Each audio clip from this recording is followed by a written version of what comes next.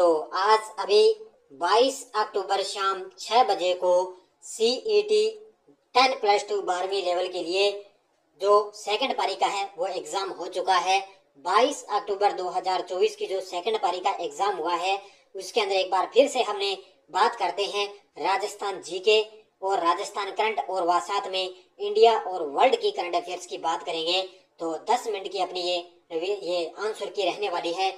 इसके अंदर मुख्य मुख्य अपने जीके और करंट अफेयर्स के अंदर अपने फोकस से रखेंगे। तो बड़ा गजब का पेपर हुआ है CET 12वीं लेवल। इससे पहले फर्स्ट पारी का भी बड़ा गजब का हुआ और सेकंड पारी का भी बड़ा गजब का पेपर आया है और बड़े सारे खूब सारे करंट के प्रश्न पूछे गए हैं। तो आपके सामने पहले जीके का प्रश्न है कि किस कोयले में अधिकतम मात्रा में कार्बन पाया जाता है। तो इसका उत्तर होगा एंथ्रेसाइट। जो एंथ्रेसाइट है उस कोयले के अंदर अधिकतम मात्रा में कार्बन है पाया जाता है। उसके बाद में देखो राजस्थान में उप उष्णकटिबंधीय पहाड़ी वन क्षेत्र में पाए जाने वृक्षों का चयन करना है। मैं थोड़ा सा इसको जूम कर देता हूं ताकि आपको अच्छे तरीके से दिखाई देगा। तो उष्णकटिबंधीय पहाड़ी वन क्षेत्रों में पाए जाने वाले हैं धोकरा और पलास। कौन से वन है? धोकरा और पलास है इसके अंदर, ऑप्शन नंबर बी। उसके बाद में देखो आपके सामने बांस का जंगल राजस्थान के निम्नलिखित में से किस जिले में पाया जाता है? बांस का जंगल। तो बांस का जो जंगल है वो पाया जाता है बांसवाड़ा के अंदर। बांस नाम से पता चल रहा है बांसवाड़ा। उसके बाद में चूलिया जलप्रपात राजस्थान के निम्नलिखित में से किस क्षेत्र में है? चूलिया जलप्रपात चित्तौड़गढ़ के अंदर है और ये कहाँ पर आएगा? अरावली क्षेत्र के अंदर। ऑप्शन नंबर डी होगा। कहाँ पर आएगा चूलिया जलप्रपात? है अरावली क्षेत्र के अंदर। उसके बाद में आया है भारत के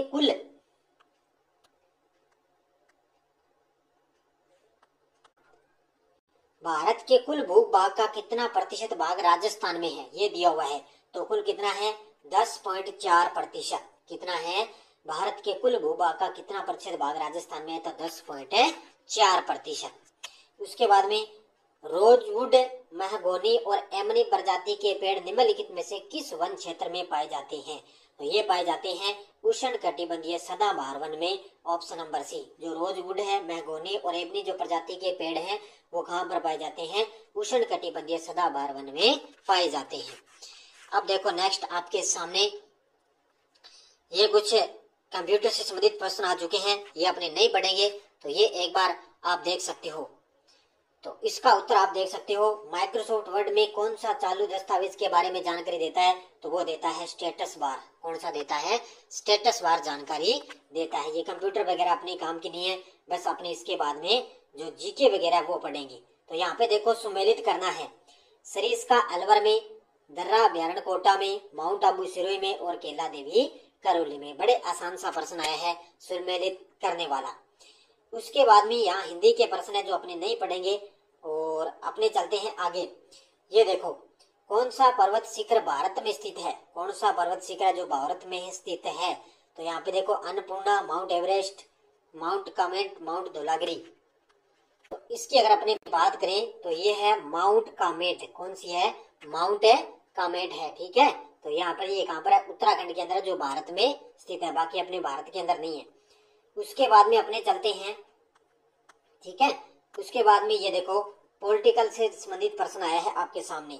भारत के संविधान के अनुच्छेद 323 के तहत राज्य लोक सेवा आयोग का कर्तव्य है कि वह प्रतिवर्ष आयोग द्वारा किए गए किसे प्रतिवेदन प्रस्तुत करेगा? तो 323 के तहत राज्य लोक सेवा आयोग की बात है तो वो प्रतिवर्ष आयोग द्वारा किए गए प्रतिवेदन करेगा राज्यपाल को। किसको? राज्यपाल। उसके बाद में देखो राजस्थान प्रशासन प्रणाली सिस्टम के उच्चतम स्तर पर कार्यरत निकाय कौन सा है? ये पॉलिटिकल के प्रश्न आए। और ये देखो करंट का, राजस्थान के मुख्य सचिव 5 सितंबर को कौन बने थे? सुधांश पंत। कौन बने थे? सुधांश पंत है वो मुख्य सचिव बने थे।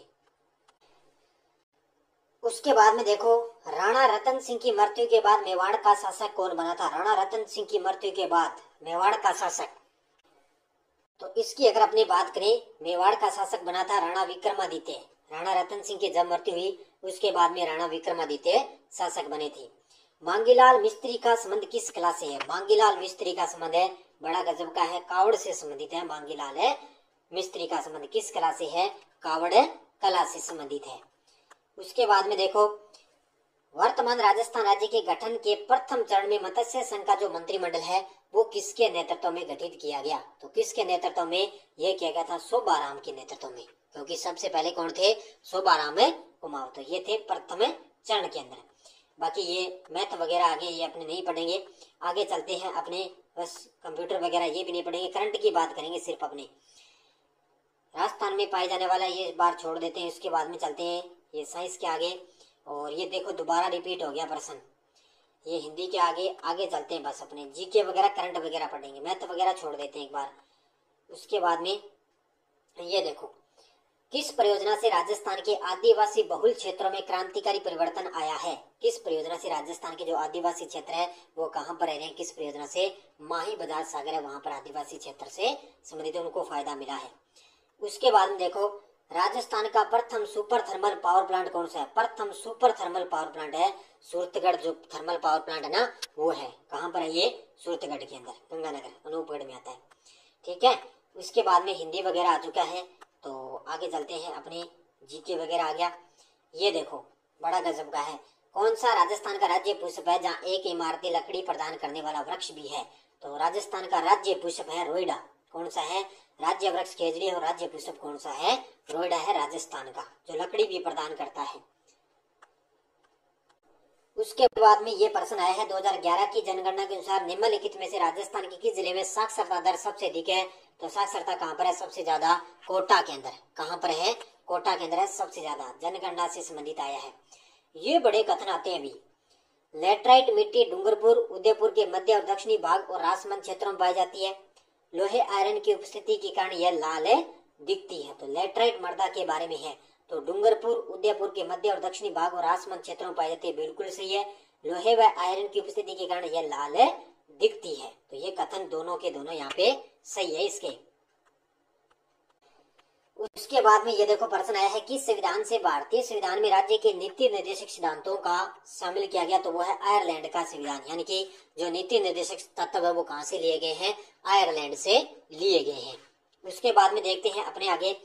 ये देखो, राजस्थान मानवाधिकार आयोग की पहली महिला अध्यक्ष कौन बनी थी? तो वो थी कांता भटनागर। बड़ा गजब का प्रश्न है, राजस्थान मानवाधिकार आयोग की पहली महिला अध्यक्ष कौन बनी? कांता भटनागर। राजस्थान का कौन सा क्षेत्र एक महत्वपूर्ण इसबगोल का उत्पादन क्षेत्र है? इसबगोल सबसे ज्यादा होता है बाड़मेर के अंदर। कहाँ से? जालोर, बाड़मेर इसकी तरफ होता है इसबगोल, है बाड़मेर की तरफ इस सबसे ज्यादा होता है। राजस्थान का कौन सा शहर परिधानों के शहर, सिटी ऑफ गारमेंट्स के नाम से जाना जाता है? परिधानों का शहर, तो कौन सा है? जयपुर है। ये कला संस्कृति से बड़े गजब के हैं। ठीक है, उसके बाद में देखो, उसके बाद में आया है, जिसे पहले मारू कहा जाता था, फिर मरुवारा और बाद में मारवाड़ कहा जाने लगा। तो मारवाड़ किसको कहते हैं? जोधपुर को। इसके बाद में राजस्थान की भाषा के लिए राजस्थानी शब्द का प्रयोग सर्वप्रथम किस व्यक्ति ने किया? तो ये किया था जॉर्ज अब्राहम ग्रियर्सन ने। बड़े गजब के प्रश्न है, तो राजस्थानी शब्द का प्रयोग किया था जॉर्ज अब्राहम ग्रियर्सन ने।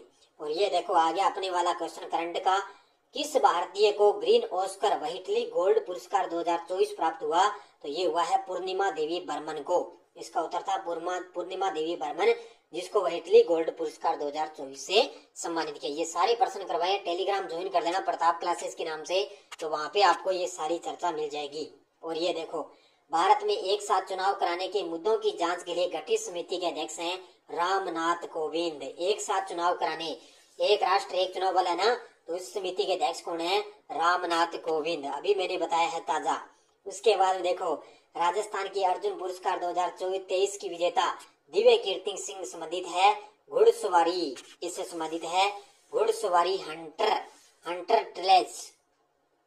ठीक है, अब देखो ऑप्शन देखो दिए हैं, किससे संबंधित है? दिव्य कीर्ति सिंह। तो इसके अंदर देखो अलग पूछा, तो इसका उत्तर हो जाएगा घुड़सवारी ड्रेसराज के अंदर थी ये, ऑप्शन नंबर सी होगा इसका। देखो एग्जामिनर ने कितने गहराई से प्रश्न पूछा है ये। ठीक है, तो ये मैथ वगैरह आगे। उसके बाद में अपने चलते हैं, ये देखो 3 पैरालंपिक पदक जीतने वाली पहली भारतीय महिला एथलीट कौन बनी है? 3 पैरालंपिक पदक जीतने वाली, तो इसकी अगर अपने बात करें तो वो है अवनी लेखरा। कौन है? अवनी लेखरा। उसके बाद में पोपरनकोटे संगम युग स्थल किस राज्य में है? तो ये संगम युग स्थल है वो है तमिलनाडु के अंदर। कहाँ पर है? तमिलनाडु के अंदर। ये देखो अपने वाला करंट का आ गया, अंतर्राष्ट्रीय टेनिस हॉल ऑफ फेम के लिए नामांकित होने वाले पहले एशियाई खिलाड़ी कौन है? तो वो है लिएंडर पेस। कौन थे? इनके साथ में थे विजय अमृतराज और एक है लिएंडर पेस। तो पहले एशियाई खिलाड़ी लिएंडर पेस, ये मैंने करवाया अच्छे तरीके से। अब देखो गणेश्वर सभ्यता आ गई, उसके बारे में असत्य कथन। तो गणेश्वर तांबे की संस्कृति का महत्वपूर्ण स्थल है। गणेश्वर नीम का थाना में कांतली नदी के स्रोत पर खोजी गई, बिल्कुल सही है। यहाँ से हड़प्पा से तांबा प्राप्त किया जाता था, हड़प्पा से तांबा प्राप्त किया जाता था। गणेश्वर राजस्थान पुरातन संग्रहालय के द्वारा खुदाई लगभग 500 वर्ष पुरानी संस्कृति। तो पहला हो जाएगा, इसके ये ज्यादा पुरानी नहीं है, तो तीनों ये कथन सही है। कालीबंगा राजस्थान के किस स्थान पर है? तो कालीबंगा, बड़ा गजब का प्रश्न है, सरल सा। तो कहां पर है? हनुमानगढ़ के अंदर। उसके बाद में देखो ये जीके वगैरह मैथ के प्रश्न आगे इनको छोड़ देते हैं, आगे चलते हैं। ये देखो राजस्थान के प्रथम मुख्य सचिव कौन थे? राजस्थान के प्रथम मुख्य सचिव थे श्री के राधाकृष्णन। कौन थे? श्री के राधाकृष्णन थे प्रथम मुख्य सचिव। और ये तो है ही, मुस्लिम लीग द्वारा प्रत्यक्ष कार्रवाई दिवस मनाया जाता है 16 अगस्त 1946 को। उसके बाद में अपने चलते हैं आगे। उसके बाद में देखो बोरला नामक आभूषण महिलाएं कहाँ पहनती है? तो सिर पर। बोरला कहाँ पहना जाता है? सिर पर पहना जाता है। ये भी क्वेश्चन आया है। ये देखो विश्व की पहली क्लोन भैंस का जन्म किस देश में हुआ? देखो ये है RSS कर्मचारी चयन बोर्ड। तो कहाँ पर है? भारत के हरियाणा में। कहाँ पर है? भारत के हरियाणा में विश्व की पहली क्लोन भैंस का जन्म हुआ था। भारत में राष्ट्रीय खेल दिवस कब मनाया जाता है? भारत में राष्ट्रीय खेल दिवस मनाया जाता है 29 अगस्त को। कब मनाया जाता है? 29 अगस्त को। उसके बाद में प्रश्न आया है भारत के सबसे बड़े सोलर पार्क का नाम बताओ जो राजस्थान में है। तो सबसे बड़ा राजस्थान के अंदर है बड़ला सोलर पार्क। राजस्थान लघु उद्योग निगम की स्थापना 1961 के अंदर हुई थी। कब हुई? 1961 के अंदर। गांधी सागर बांध किस नदी पर है? तो ये आपको सभी को पता है, चंबल नदी पर। उसके बाद में आपको मैं करंट के वगैरह क्वेश्चन और बता देता हूँ। ये देखो करंट का प्रश्न है, एशिया का सबसे बड़ा नागरिक उड्डयन कार्यक्रम विंग्स इंडिया 2024 कहाँ आयोजित किया गया? तो ये किया गया था हैदराबाद के अंदर। कहाँ पर है? हैदराबाद में। ये सारे क्वेश्चन करवाए हैं मैंने अच्छे तरीके से। उसके बाद में मैं आपसे बात कर लेता हूँ। ये देखो दो अंतिम क्वेश्चन है और बड़े करंट के हैं। भारत की पहली सौर वेधशाला सूर्य पृथ्वी के गंतव्य बिंदु L1 की यात्रा कब बनाने की? आदित्य L1 की बात हो रही है। तो ये कब यात्रा इसकी प्रारंभ हुई थी? 2 सितंबर 2023 को ये लॉन्च किया गया था। तो ये पूछा इसने, ठीक है। तो उत्तर हो जाएगा इसका 4 नंबर। चंद्रयान 3 मिशन को लॉन्च करने के लिए इसरो का संक्रियात्मक हेवी लिफ्ट वाहन लॉन्च वाहन कौन सा था? इसने पूछा भी जब चंद्रयान 3 मिशन को लॉन्च किया गया उस समय रॉकेट कौन सा था, उस रॉकेट का नाम क्या था? तो इसका उत्तर था LVM-3M4। ये था इसका। ये इसकी अलग से भी मैंने क्लास करवाई है, आप ऐसे लगाना चंद्रयान 3 बाय प्रताप क्लासेस। तो मैंने पूरा डाटा इसके अंदर दिया हुआ है। तो ये दो क्वेश्चन बड़े गजब के आए हैं। तो ये थी आज की आंसर की, फिर मुख्य मुख्य अपने जीके और राजस्थान करंट और इंडिया करंट की बातें कर ली है। तो अच्छे तरीके से अध्ययन कर लेना और कल आगे फिर एग्जाम